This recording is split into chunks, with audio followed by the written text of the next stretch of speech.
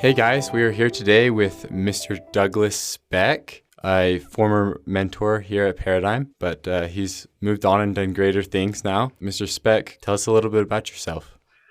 Well, it's good to be here. I don't know about going on and doing greater things.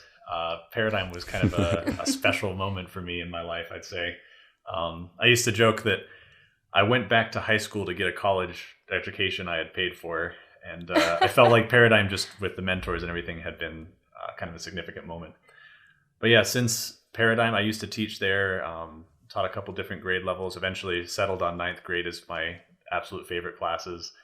As far as the subject matter, because the focus on story and journey and personal narrative. And then when I left Paradigm, me and my wife had kind of set off to change some of our trajectories. And ultimately, I decided to make writing a full-time venture to see how I can do and kind of let the world educate me a little bit in ways that I hadn't been educated yet.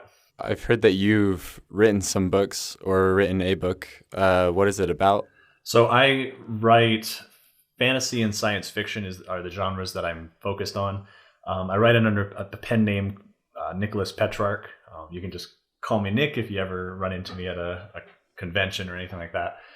But essentially, the first series I began working on was a steampunk kind of sci-fi gas lamp fantasy. And it's called Ether Spark. It is available. The second one's available too, Daughters of Ether. But the basic premise is essentially wrestling with the consequences of our desires.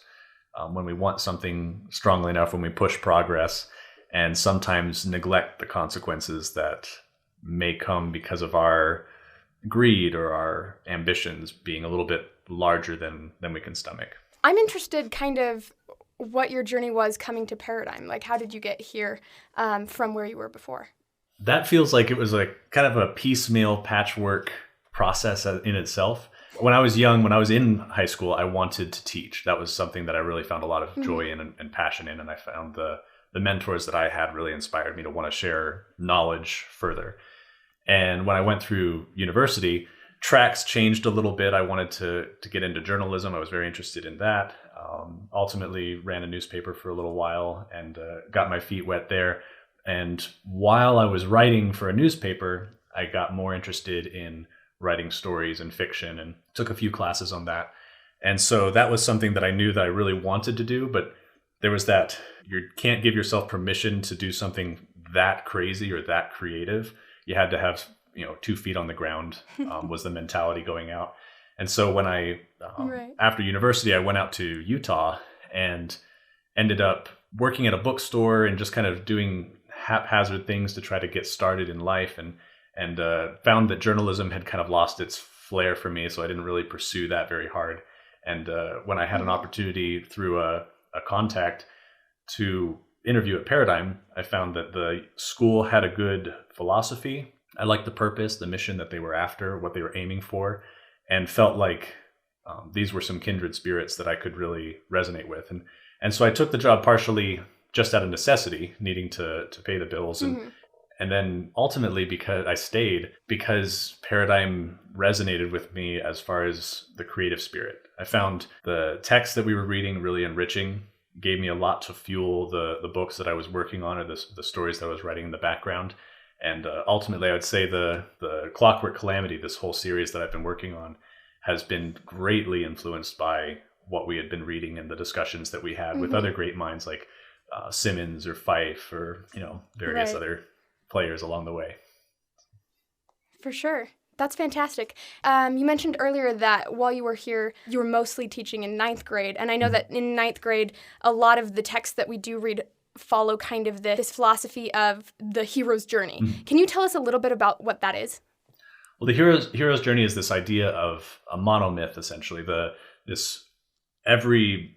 main character, every protagonist is going to go through this cycle throughout their journey as they embark into strange and unknown territories from the ordinary world in which they live, and then ultimately try as best they can to return to that ordinary world changed. And there's different stages. If you look online or if you look at various people's interpretations, they'll group those stages of the journey differently.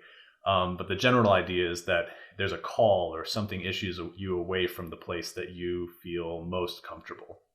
And that propels you into a space where you need help, you need a mentor, you need some guidance. And then eventually that's stripped away and you move into that unknown world. It begins to try and test you and wear you down almost to, or if not past the point of breaking you down, whether it means that a portion of you is going to have to be sacrificed along the way, or a portion of you dies in the heart of the trial. And then from those ashes, you feel this rebirth, this equipping, so that when you come back to where you had begun, you've been gifted something more than you were. It's actually really interesting. I love the idea of the monomyth because it's essentially the story of a day, which is, it's the idea that we wake up in the morning and this is what we are. Our bed is our most ordinary, safest place.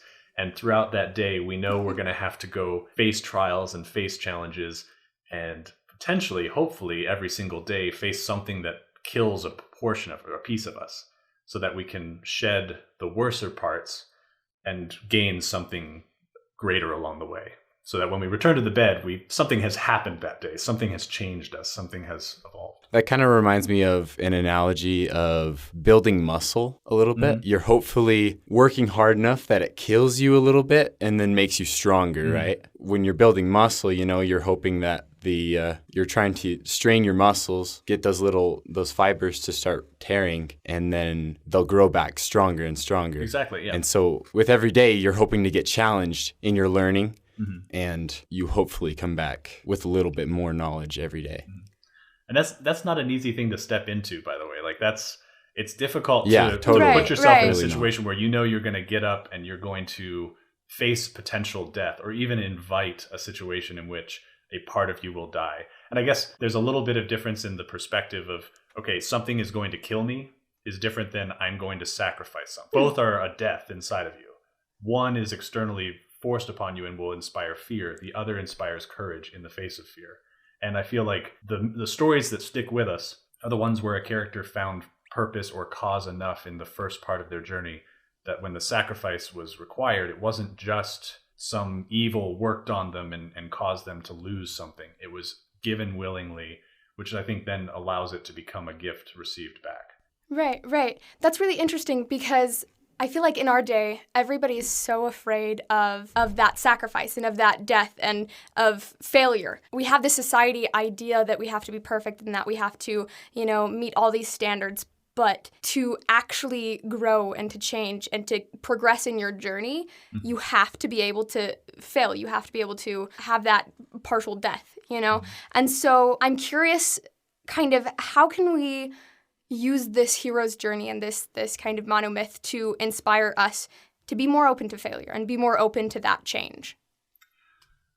That's a good question. I think one comforting thing about the monomyth is that the idea that it is circular. You know that you'll return to the place that you began. I can't say that that's always the case, or some journeys will end, or at least perception in our perception right now. It may seem like a journey may end. We may preoccupy ourselves with the idea that at the death, that's the end of the journey. But if we remember that there is something like when you create a void, it fills again. So if you lose a piece of yourself, something else will come in to replace it. So that feeling of not having to hold on to everything all at once to keep it safeguarded, it's a empowering thing almost. You dance on the phrase is dancing on the edge of chaos, because you throw yourself, chaos is that unknown world. You throw yourself into it just enough that something you didn't expect can happen. It's a catalyst. This is something that my book really tries to deal with, is the idea of breaking you down to the point where something, to the point where there's only one thing you have left to hold on to, and watching that one thing spark an entirely new existence. Whether that's, a resentment you held on to your entire life. One of the characters goes through this process, almost 40 years of holding on to a resentment. And then at that very last moment, when he realizes that it's not worth holding on to, it's sacrificed. And the only thing he can hold on to at that point is companionship. And so his relationship, which he had taken for granted, suddenly forges so much stronger. And for the rest of the book, he is, empowered and has a very different character. But it's mostly because he's gone into that unknown and he's broken down and has a chance to come back new. Right. And I don't know how many of us want to stay the same, for that long. It gets kind of dull. It gets kind of boring. We want change. Like we don't want it too fast. We don't want it to the point where it could destroy us, but we want it enough that it can change us. Mm-hmm. Where's that balance? Where is it too far and where is it not far enough so that you're getting that change, but you're not actually breaking? Oh, How do you define that? Well, I mean, if you look at some stories and you can see that somebody pushes themselves too far. One of the stories that I really have come to love so much, and it has inspired a lot of the work that I'm doing right now, is Mary Shelley's Frankenstein. And you've got Victor Frankenstein, who is a character who pushes himself to a point where I'd say he breaks himself. He really does go a little too far. The consequences build up too fast, and the creation that he is responsible for gets out of hand or beyond him. Mm-hmm. And I'd say that's an example of someone who may have pushed that too far. But then you have other characters. The Alchemist is another one that I think is really powerful, because this is another character who goes on this journey and is searching for a personal legend. And ultimately, he goes to a similar breaking point.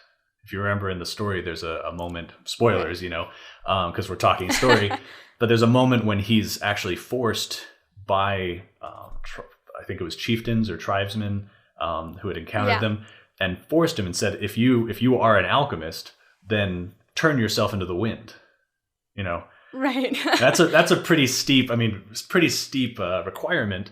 Just and a little bit. Literally it requires him to break himself down into almost nothingness.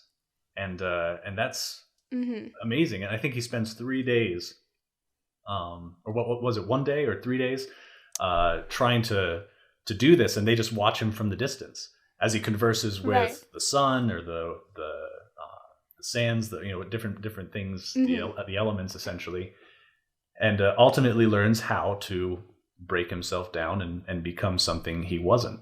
So, right.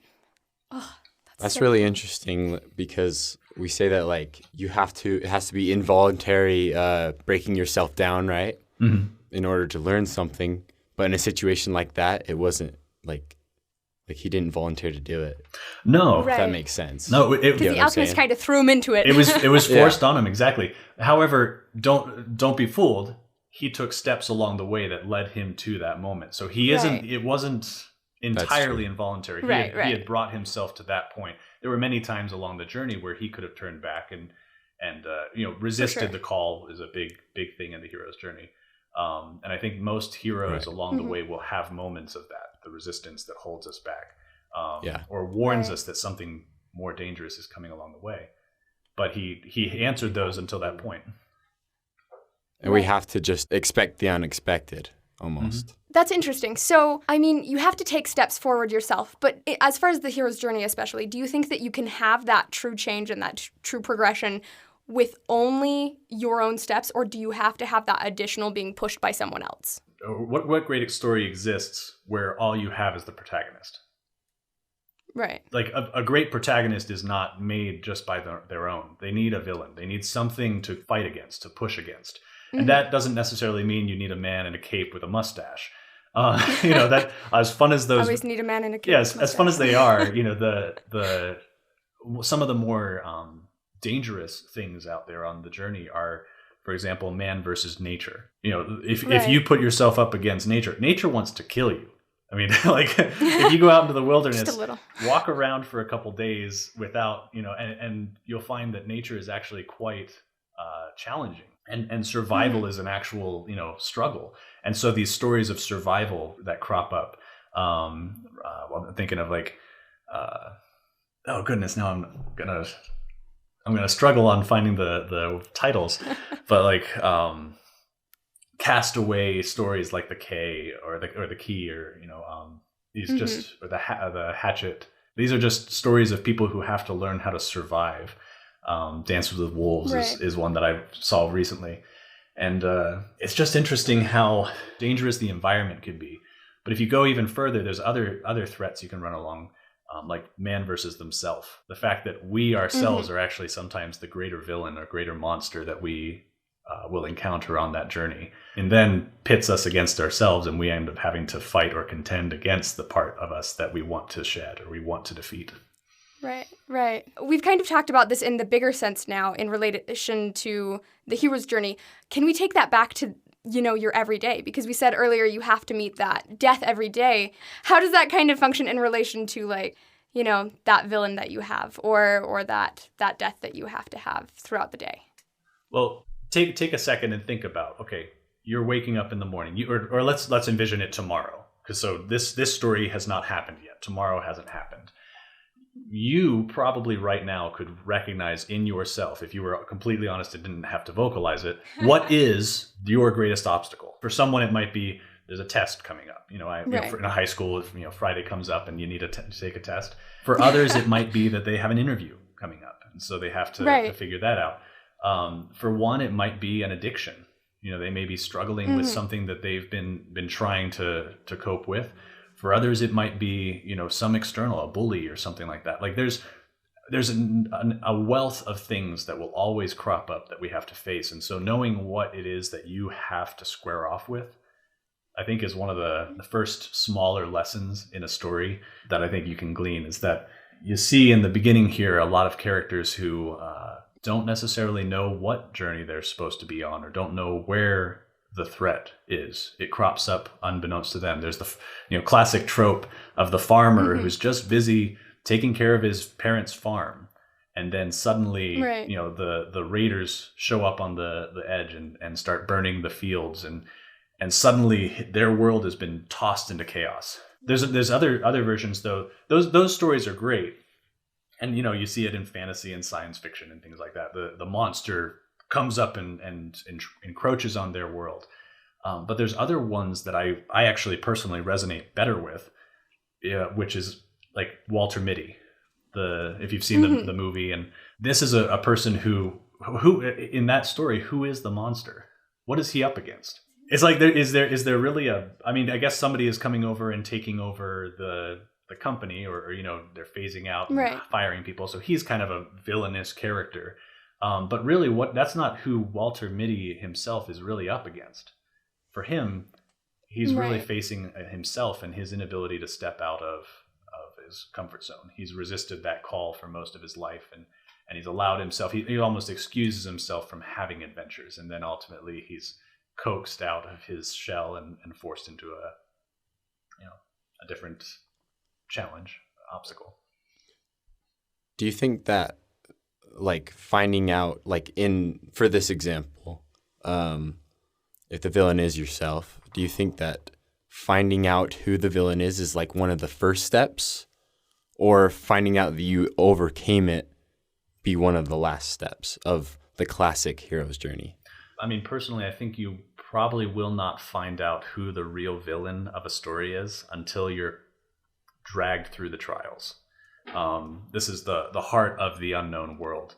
You'll have an idea at the beginning who the villain is. Let's talk about Frodo and Sam. If we want to pull Lord of the Rings in, which is I think one of the greatest examples, or a good example of the hero's journey. You have Frodo, who finds out that this ring that his uncle has come into possession with is literally a fragment of a dark lord who wants to burn everything and destroy the entire Middle Earth. And so right from the beginning of the story, the reader and the protagonist totally knows that this Dark Lord is the thing to overcome. But it's through the trials, and as you watch Frodo struggle, especially when he's out with Sam exclusively and the fellowship has fallen apart, you see that the Dark Lord is just one thing to overcome. And probably the greater thing to overcome for Frodo is his own desires, or his own temptation against the ring. The ring, as I guess that technically still is the Dark Lord working against him, but I always kind of parcel them away, because there's one, the Dark Lord, that's going to burn everything, and there's the other, the Dark Lord, that inspires or encourages darkness in you. Because in that, I think in the end, when Frodo puts the ring on willingly, he's become something of a shadow of that Dark Lord. One thing I thought that was really interesting about the Alchemist is that So he's a shepherd, right?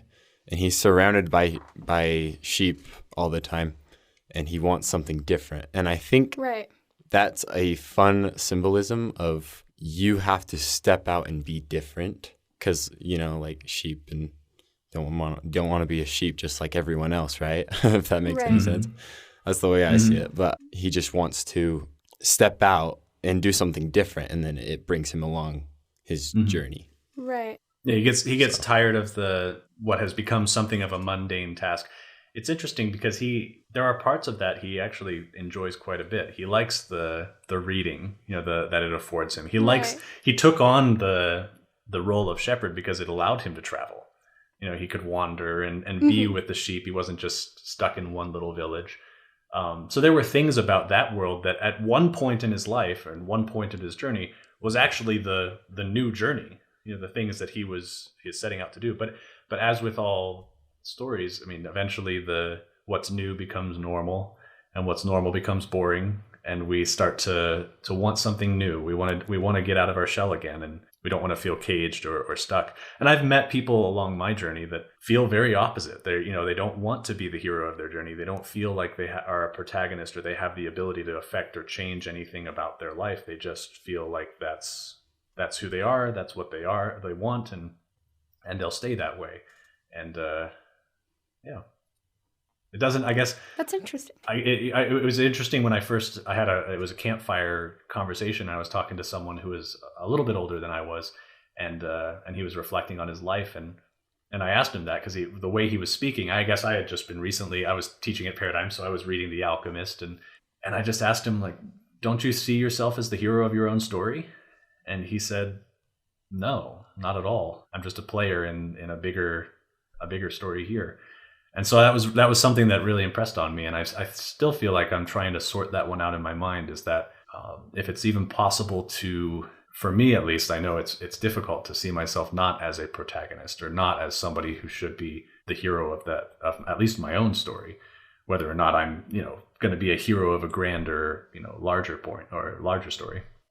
I also, my brain will say, is that not just part of their story? And is that potentially part of the hero's journey, that maybe right now they feel like they're part of this, bigger thing, but they just happen to be on that differently aligned journey than you, and they're just moving towards when they will have that call to adventure and that desire to change and grow.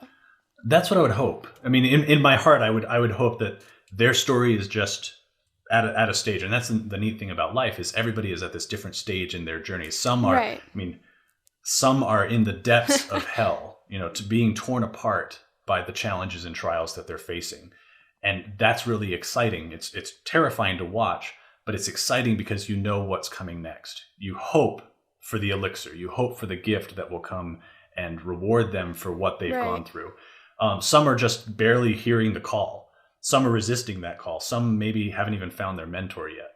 Whatever stage along the way, the challenge there, the thing that distresses me a bit, is realizing that when I pick up a book, or when I sit down and write a book, it's when I hit that final page, when I type the end, that's one cohesive book. And there's this like surge of celebration in the completion of a book, or when you read one. There's something about holding the pages between its binding in your hand. It feels complete. It feels concise.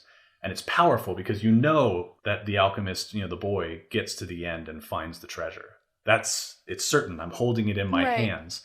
It's not that way for us. We live life in the moment. We don't know necessarily whether this story will have its conclusion. And that's a scary thought, that it's possible that we may resist the call long enough that we never actually go on the adventure before the story ends.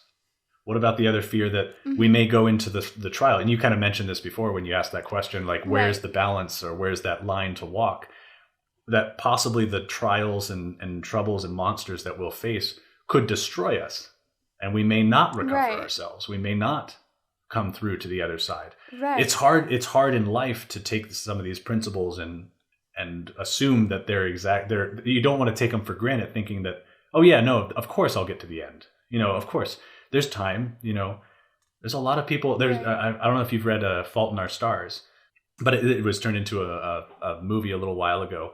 But one of the characters, she loves this author that she reads, and she loves him exactly. She has cancer. She's fighting, kind of depressed about the way that her life is going, just kind of hanging on, and feels a little bit like she's leeching off of her parents and taking away her family's happiness. But something about this author that she reads from this fictional book, the author writes up to this moment in the story, and then it just ends. Like, I can't remember if it's at the end of the chapter, or if it's like mid-sentence, it just stops. And that's the end of the book. And when she recommends it to another character, and he's like, wait, hold on, you got to tell me like the book stopped printing, or I lost the other section. It's like, no, that just stopped. And the thing she loved about that story the most was that it accentuated exactly that point, that some lives just end before the story can be concluded. And I've seen that in my own existence, with family members who have died. And there's nothing in the day before that warns you that the next day they won't have an opportunity to continue that story, and that they won't be a part of somebody else's. There's a bit of urgency for us. A book sits on our desk comfortably, the story told. Right. But for us, I mean, when you come off that pillow in the morning, you've got a decision to make about what story you're going to be telling. It reminds me of in The Hobbit when Bilbo almost, The Hobbit, my bad.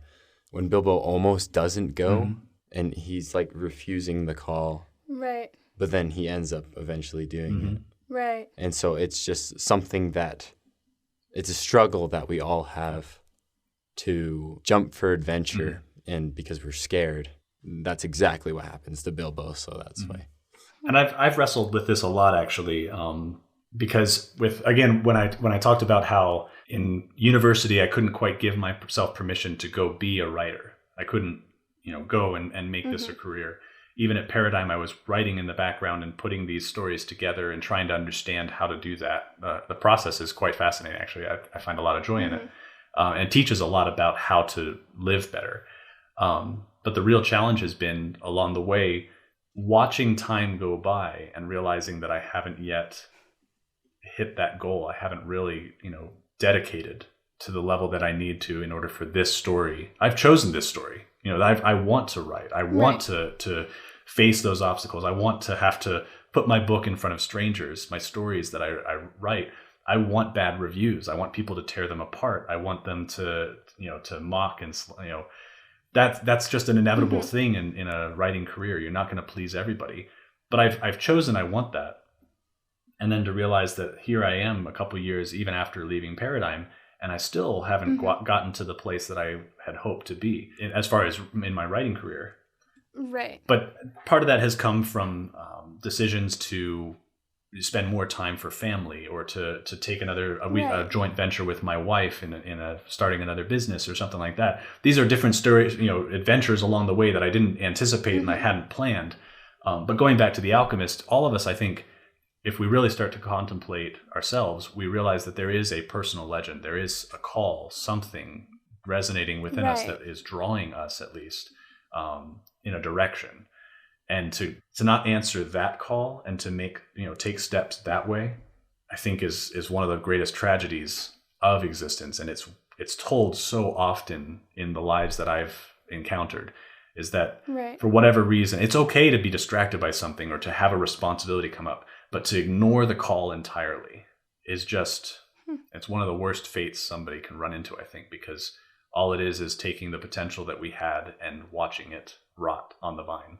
Although you've been doing this for a few years and you may not be where you want to be, you still have learned, I hope you have, learned so much from it, and you've learned much other things than you didn't expect to learn. Absolutely. There's so much to learn along the way. And one reason why the authoring thing has been, I guess, a little bit stalled is because when I first showed up after Paradigm and published those books and put them out into the world, I had one perception of how this adventure looked. Like I had seen other people on this adventure, and so I had modeled it after theirs. And when I got into it, I realized that everything that I had seen was only just like small surface, processes. Right. And behind the scenes, it's a very different beast. And And it's one thing to sit in the audience and listen to somebody sing an aria. It's another to be backstage preparing, and practicing and coming out on the stage. And I mean, it's just a very different beast as far as the production goes. And I've loved the process. I think there's something really great about failing. And I think the expression is fail often, fail early. Which basically just means barrel into that first stage of the journey and let it teach you everything it needs to know. Find that mentor as fast as you possibly can. No, I wouldn't go back on it. There's too many things to know. And I still feel that call. It's not like I've lost in failure, in struggling, I haven't lost that direction. It's just taken me a little longer than I thought. Right. And it just adds that urgency that maybe I need to keep at it. Right. That's interesting too, because in going back to the Alchemist, and his journey at the beginning, he's the shepherd and he has his dreams and he starts searching for whatever is going on in his life, searching for that journey and that adventure. And he gets distracted along the way. It takes him forever. Like he spends a couple years, I think it is, with the crystal merchant, it's so much time doing so many different things. It's important because he's learning the whole time. And as I was reading it and rereading it recently, I got to the end of the book and I was like, well, I mean, yes, there's this treasure back where he's at, and there is this gold and jewels and whatever that he's acquired, right? And that was his journey to get over to the pyramids and then go back and get the treasure, right?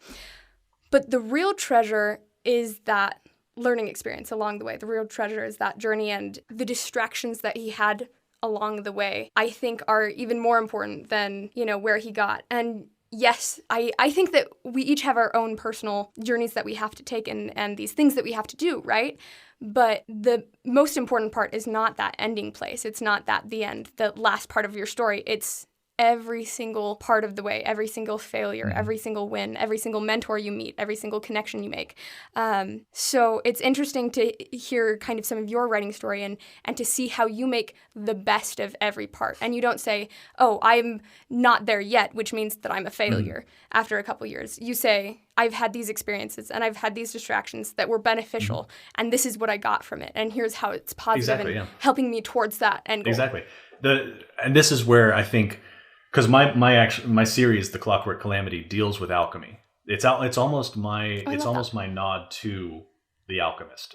In fact, it adds. I thought I actually took it one step further as far as the concept of alchemy. But alchemy is essentially the process of changing something. So when you say he delayed himself and he stayed at the Crystal Merchant, well, what was he doing at the time? Like he took a dying business, something that wasn't working well. And he, in a matter of a couple of years, transformed it into a successful, thriving business. So what was he at that moment? He was already an alchemist. He was already changing things, and he had learned how to do that right there. And maybe he didn't realize it as a person, but how many times along the journey do we not realize the effect that a moment would have on us? He goes to the desert and doesn't he get stuck? Like the wars begin in the tribes, and so he gets trapped. And who does he meet? But Fatima. He meets the love of his life. Which means now he has a purpose to return after he finishes his journey. If he hadn't done that, goodness, his journey would have ended, and then where would he go? Like he would be so open ended. Right. So like the universe, and I like how it seems you see throughout that story how the universe contrives to create whatever it is that he needs. And if he doesn't resist it too much, even in the moments where it seems like he's distracted or it seems like he's being held back, he has everything he needs. That was really, part of my journey, I said that my wife and I went on a joint venture. Well, half of the reason I have a wife right now who is so supportive and so wonderful is that, she's part of that distraction. I went to Paradigm, and there was a moment where I actually had to leave Paradigm and head back east because I'm originally from Pennsylvania. And then I was able to come back out and be at Paradigm again, and circumstances lined up where that worked.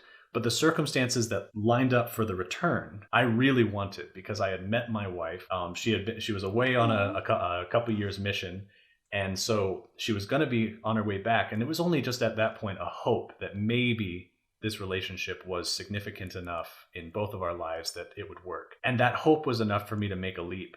And for my students didn't know this at the time, but while I was teaching them, I was sleeping on a hardwood floor. I had like 2 blankets underneath me, and I would go home after teaching, and I would grab a new book that I hadn't read yet, and I'd usually read until about 2 or 4 in the morning until I finished the book, and I was just on a hardwood floor in an apartment that I could barely afford, and I was just getting my feet under me. And I looked at that moment, and it's funny because in the moment I loved it. I had been convinced from years before, and partially through what Paradigm had taught me, and having read The Alchemist in my first year, I knew what was happening. I was blessed to know that this was an alchemical moment. This was a transformation in progress. I had something I was working towards. I had means around me, and I didn't have every luxury along the way, but it didn't matter. I was like the shepherd on the, sleeping on the ground with the books. I really felt akin to this character, and I just trusted it. And I kid you not, the universe contrived as drastically and dramatically as it did in this book. And so, from that moment, things have only gotten better. My wife and I got married. Things worked out, and I eventually bought a bed. And yeah.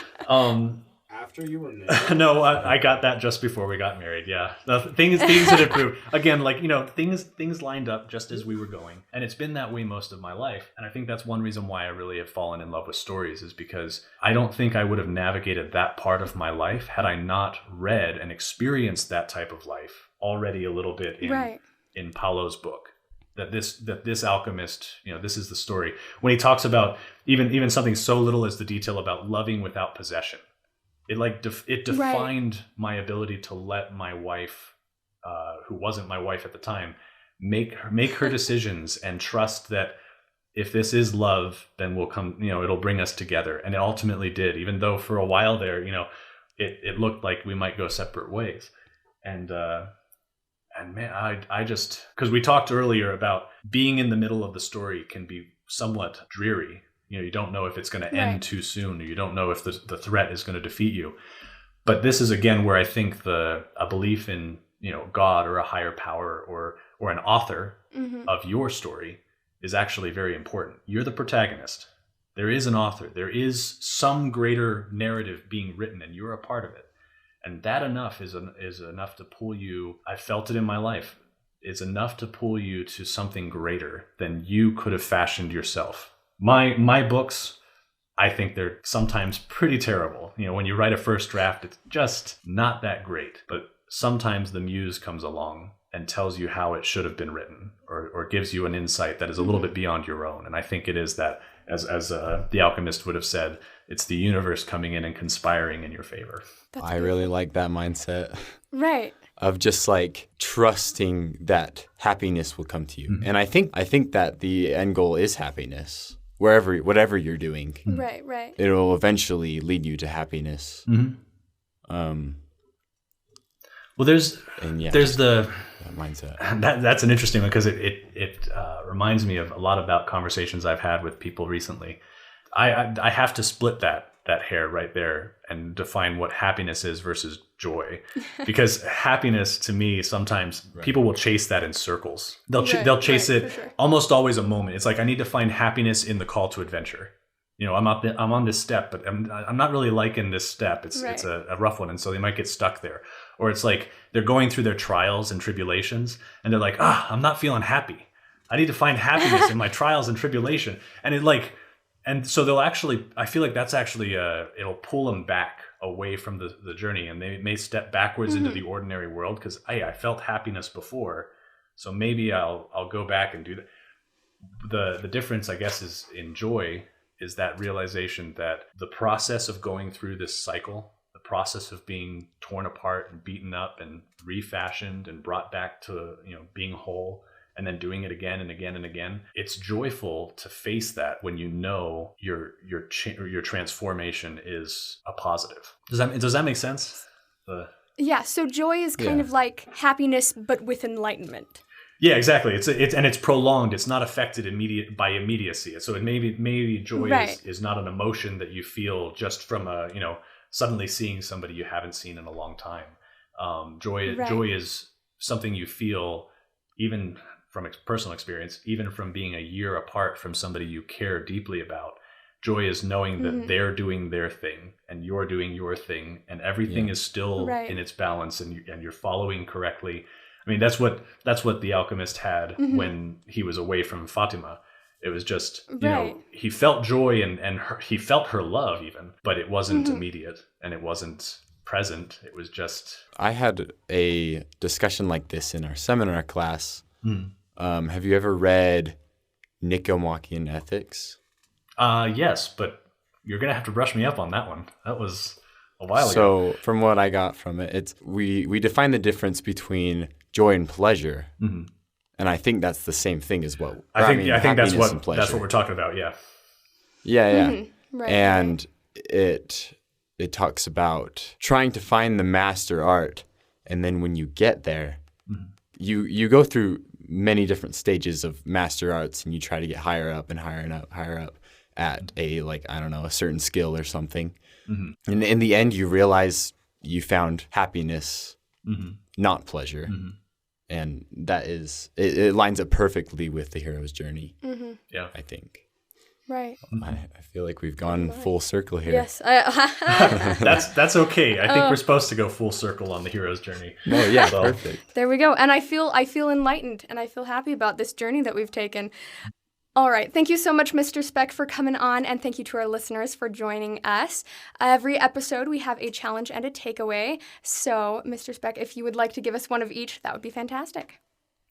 Well, I think as far as a takeaway, I think that everyone should recognize the power within them to change. And not just to change themselves, but to change the environment around them, to just transform seemingly mundane or benign things into extraordinary moments and extraordinary events. I really am a proponent of the alchemy in The Alchemist. I think there's something beautiful about how one can trust and open themselves up for greater forces to work within them and to build them up. There is, like I said earlier, there is an author, a greater narrative being told, and to be a part of it, or to allow yourself to become a part of that narrative, is just a remarkable experience. And so I'd encourage everybody to look at where they'd like to see transformation in their own lives, and to especially go out and read good books and read good stories about those who have gone through similar transformations, and believe, at least for a moment, that transformation could exist or could happen for you, and that something out there, some power in the universe wants to improve and wants to see you come through those trials, that monomyth, that cycle and journey better. As far as a challenge, I would strongly encourage everybody to go out and try their hand at creating something. Whether it's writing, whether it's art, whether it's singing, something original that that just doesn't exist. You know, create something out of nothing and see what that process teaches you. Because we mentioned a little earlier in Frankenstein, we have this example of someone who creates something so monstrous and fails to love the thing they created. But I find that most people who struggle and take on the creative journey and become the creator in that process realize and learn that the monster that they think is ugly and brutal and terrible is actually quite special. And the process, that journey, that transformation teaches them a lot about who they are and what their call is, and how they can be a positive influence on the world around them and contribute something of worth. Okay, guys. So we posted a question on Spotify. Make sure to leave us an answer at the Paradigm Project. Rate us 5 stars on iTunes. If you want to get in contact with us, DM us on Instagram at The Paradigm Pod or podcast@paradigmhigh.org.